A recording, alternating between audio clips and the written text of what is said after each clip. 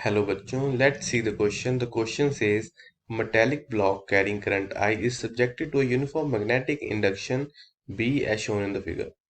The moving charges experience a force F given by which results in lowering of potential of the phase.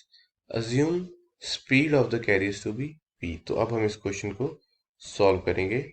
तो देखिए यहाँ पे हमें given है कि जो हमारा मैग्नेटिक फील्ड है वो अपसाइड है और हमें फाइंड करने के लिए कहा गया है फोर्स। तो पहले देखिए यहाँ पे देखिए हमें पता है जो मेटेलिक ब्लॉक है उस पे चार्ज कैरियर है वो क्या है, इलेक्ट्रॉन्स।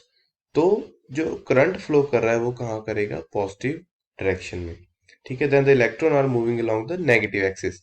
तो जो हमारा इलेक्ट्रॉन है वो उनके ऑपोजिट होगा, मींस नेगेटिव एक्सिस के अलोंग होगा।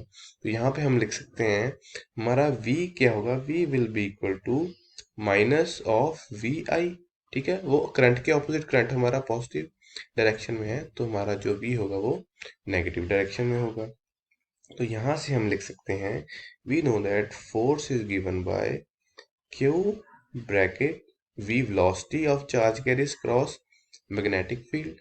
ठीक है, तो यहाँ पे हम वैल्यूज पुट करेंगे। चार्ज हमें गिवन है ऑफ इलेक्ट्रॉन, वेलोसिटी हमारी है along negative I cap cross B हमें गिवन है इन पॉजिटिव वाई डायरेक्शन। ठीक है, तो ये हमारे पास वैल्यू आई। तो यहाँ से जो हमारी एफ आएगी वो आएगी ई वी बी के कैप। ठीक है, तो ये हमारी क्या आ गई, एफ आ गई।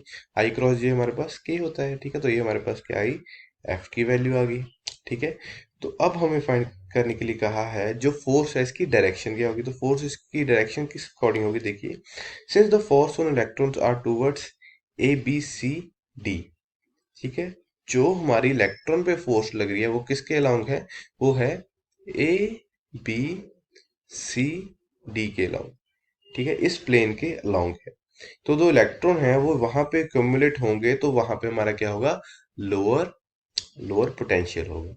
ठीक है, तो हम कह सकते हैं जो हमारा आंसर है वो क्या होगा, ऑप्शन नंबर ए। ठीक है, so I hope you understood it well.